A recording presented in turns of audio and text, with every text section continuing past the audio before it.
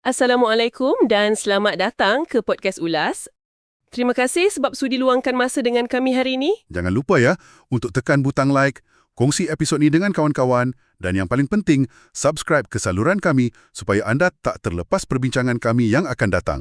Okey, hari ini kita nak kupas satu topik yang sangat penting, iaitu macam mana nak hadapi cabaran hidup bukan dengan kerja lebih kuat, tapi dengan berfikir lebih bijak. Betul tu.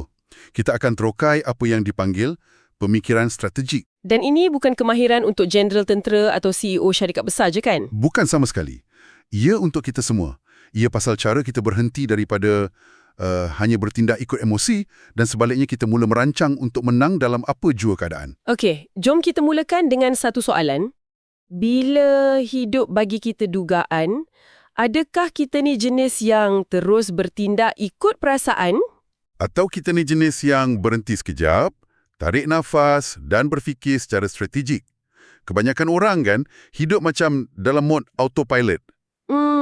Bangun pagi terus capai telefon. Ya, dan lepas tu seharian tu kita hanya bertindak balas je pada apa-apa yang datang.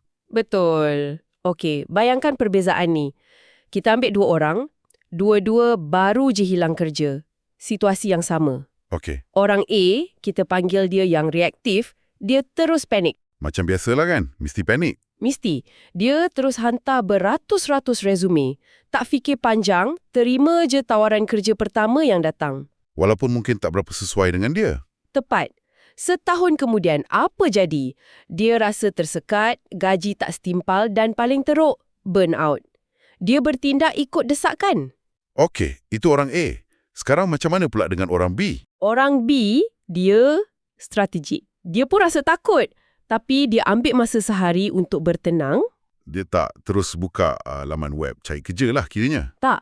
Dia nilai semula keuangan dia, dia fikir apa matlamat jangka panjang dia, dan dia cuma mohon kerja yang betul-betul selari dengan nilai dan kemahiran dia. Lebih fokus lah. Jauh lebih fokus. Dan dalam beberapa bulan, dia dapat kerja yang bukan je gaji lebih baik, tapi kerja yang bagi dia kepuasan. Wah, situasi yang sama tapi hasil dia sangat berbeza kan? Sangat berbeza. Kuncinya, macam yang awak cakap tadi, ialah berhenti sekejap. Ada satu amalan mudah, orang panggil peraturan 3 saat. 3 saat je. 3 saat je. Sebelum kita nak bertindak balas, berhenti 3 saat. Dan tanya diri sendiri soalan ni, apa hasil yang aku nak? Adakah reaksi aku ni akan bantu aku capai hasil tu? 3 saat tu, ia nampak macam simple tapi rasanya ia boleh ubah segalanya. Betul. Ia memberi ruang untuk otak rasional kita mengambil alih daripada emosi. Ini bawa kita kepada satu lagi masalah besar yang selalu orang buat, iaitu matlamat yang kabur. Yang ni selalu sangat jadi. Ramai orang cakap, saya nak berjaya atau saya nak bahagia. Tapi apa maksud berjaya tu? Apa maksud bahagia? Ia terlalu umum kan? Betul, ia cuma harapan bukan satu strategi. Pemikiran strategik ni, ia kena mula dengan kejelasan. Tepat sekali. Kena spesifik. Daripada cakap nak berjaya, cuba tukar kepada saya nak bina bisnes yang bagi saya kebebasan kewangan. Atau saya nak bebas hutang dan ada simpanan RM100,000 sebelum umur 40. Itu baru jelas. Matlamat yang jelas akan hasilkan tindakan yang jelas. Okey, ada satu teknik yang menarik untuk dapatkan kejelasan ni. Dipanggil kejuruteraan terbalik atau reverse engineering. Oh, yang ni saya suka. Caranya, kita mula dengan bayangkan hasil akhir tu. Kemudian kita undur ke belakang, langkah demi langkah. Okey, bagi satu contoh. Katakanlah matlamat kita nak terbitkan sebuah buku. Okey, nak terbitkan buku. Langkah pertama, bayangkan kita dah pegang buku tu. Dah siap cetak, ada di tangan kita. Dah nampak hasil akhir dia? Lepas tu kita undur. Apa langkah sebelum tu? Mungkin dapat tawaran daripada penerbit. Okey. Dan sebelum dapat tawaran?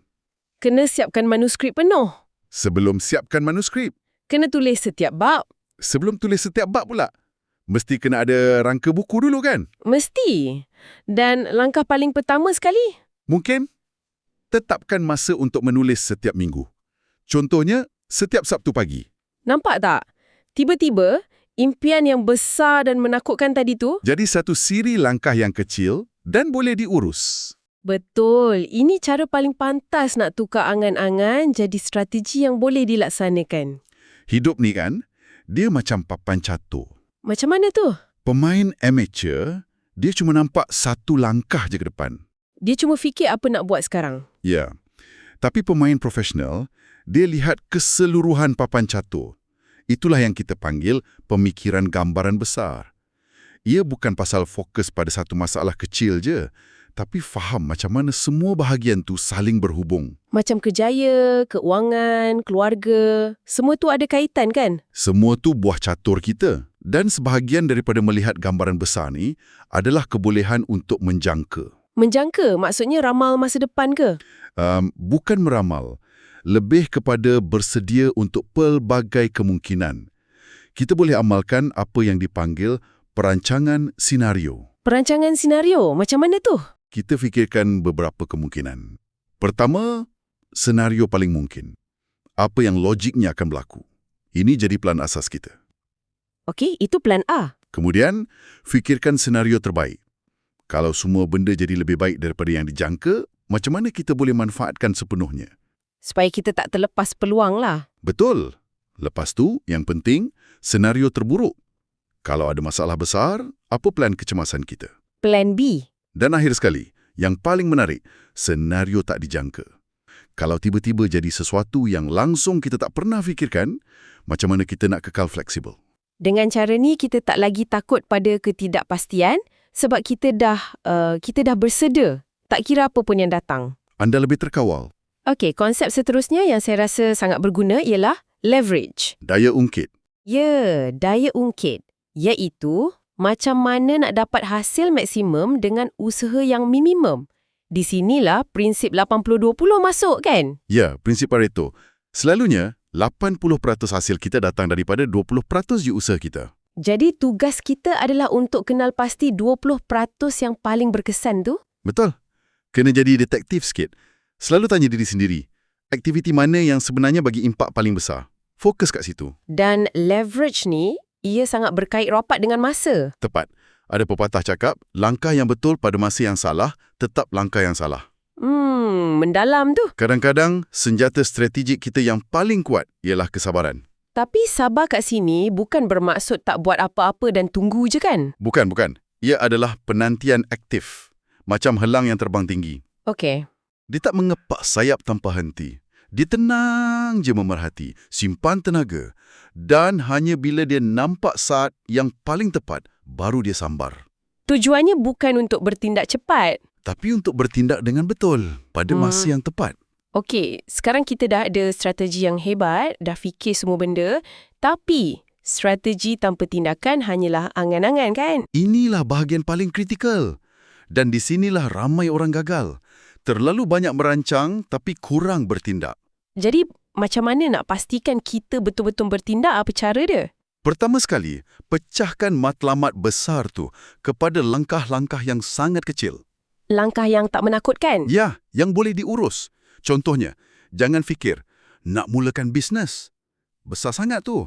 Mulakan dengan hubungi 5 bakal pelanggan hari ini. Okey, itu yang pertama. Ada lagi? Kedua, tetapkan tarikh akhir, deadline.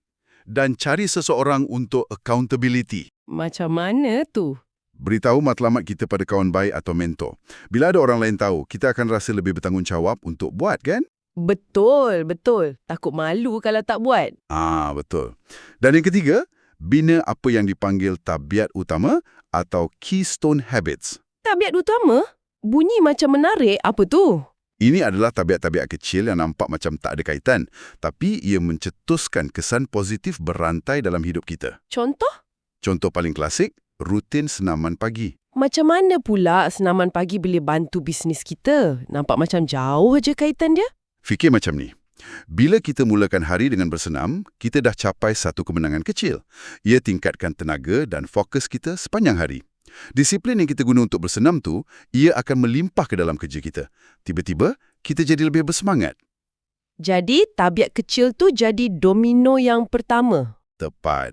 Dan jangan lupa, strategi ini bukan sesuatu yang statik.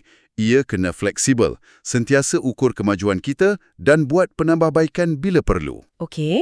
Jadi, kalau nak simpulkan perbincangan kita hari ini, kuncinya adalah untuk beralih. Beralih daripada pemikiran reaktif, kepada pemikiran strategik. betul, berhenti sejenak, jelaskan matlamat anda, lihat gambaran besar. Guna leverage dan masa dengan bijak. Dan yang paling penting, laksanakan rancangan anda. Ambil tindakan. Saya ada satu fikiran penutup untuk anda hari ini. Jadikan pemikiran strategik ni sebagai gaya hidup, bukan alat yang kita guna sekali-sekala je. Menarik tu. Bila ia dah jadi sebahagian daripada diri kita, cabaran tu bukan lagi satu halangan. Ia jadi satu peluang untuk kita jadi lebih bijak dan berkuasa dalam mengemudi hidup kita sendiri. Terima kasih sekali lagi kerana mendengar podcast Ulas. Kami harap anda dapat banyak manfaat daripada perkongsian hari ini. Jangan lupa like, kongsi dan subscribe. Jumpa lagi dalam episod seterusnya. Assalamualaikum.